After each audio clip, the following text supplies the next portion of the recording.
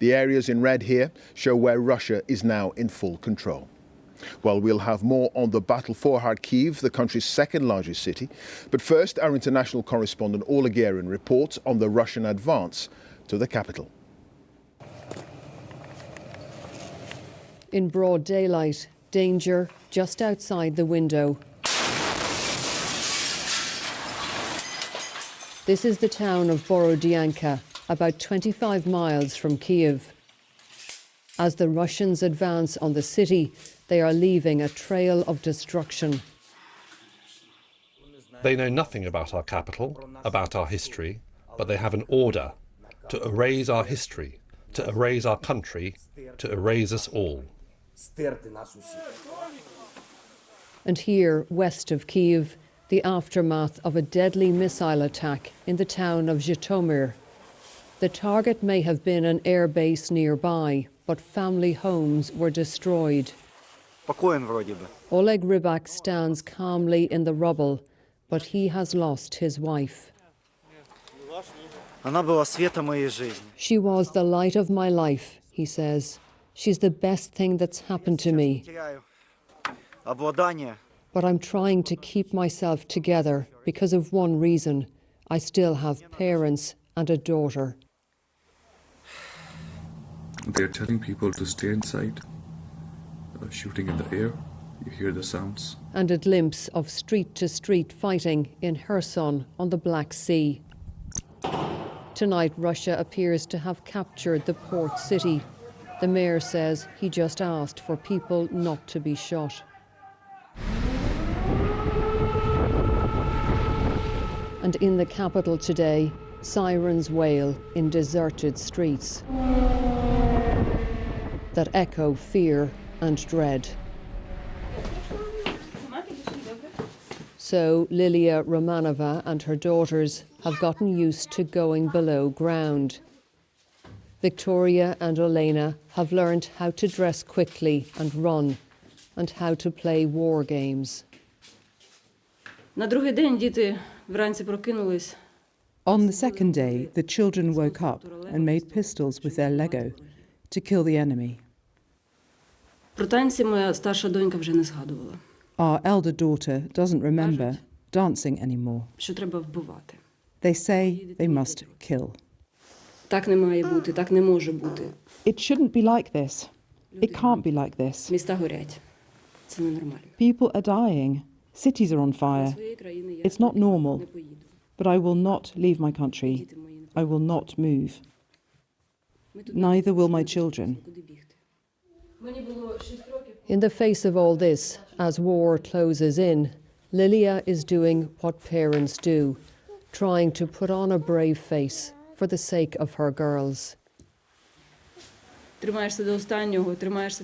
You keep yourself in hand until the very last moment. When you hear the national anthem and you start to cry. Even children are singing it, young children. And that's the moment when you can't control yourself. And you don't want your children to see you crying, because they are worried and they start crying with you. Lilia shows me photos of better days, when her daughters wore party dresses and won prizes for dancing. Olena will be 4 soon and knows she won't get a birthday present. She told her mum, "That's okay, you can get me one later." Victoria remains silent. Her childhood changed forever. Orla Guerin, BBC News, Kyiv. Well, in the eastern Ukraine city of Kharkiv, that has been hit by sustained rocket fire and airstrikes, killing 21 people and injuring more than 100. The city centre has been reduced to rubble. Russian airborne troops landed before dawn, and there are reports of heavy street fighting. The Ukrainian authorities say some Russian planes have been shot down. Many of the city's residents have fled south to Dnipro, from where Sarah Rainsford reports a warning there are some distressing images in her story. A university folding in flames. in a war that's against all logic and reason.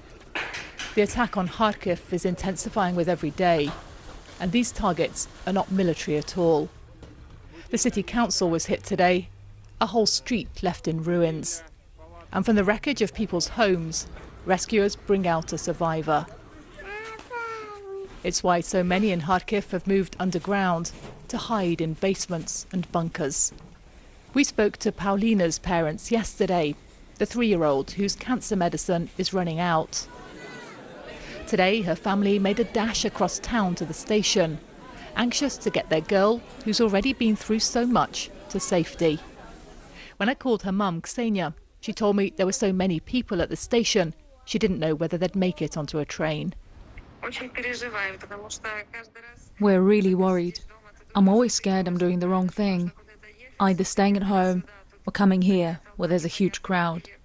We just go back and forth, and I have no idea what's right. And the danger zone is growing. This hospital was hit in the southeast. But in Mariupol, a town supposedly under Russian control, Ukrainians are refusing to be cowed. But nerves are being tested across this region. Here in Dnipro, we found families trying to evacuate their youngest and most vulnerable. This war now getting too close for comfort. This train has just pulled into the station, and all this crowd know is that it is supposed to be heading west, and so they've been shoving forward. One man's just shouting, let the women and children come through first, but there is chaos here, people desperate to get on board. Now we're here because within few days and here, maybe us Kyiv, Kharkiv, so I think better to live. I love you, this father tells a child. He'll now stay to face the Russian troops. No one can hide their emotion today. I asked this man where he's sending his family. To a better life, he says, then swears at those who have caused all this suffering. Outside, we found a family who've just emerged from their bomb shelter, now trying to flee abroad. Dasha breaks down, telling me they don't want to abandon this city, but she doesn't want to see her children see people getting killed.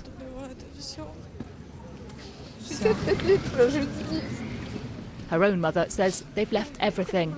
After 65 years in this town, she has no idea whether she'll be back. Dnipro isn't under attack, but to its people, the risk of that feels very real. Ukraine is still resisting, pushing back, but it's trying to protect everyone it can. Sarah Rainsford, BBC News, Dnipro.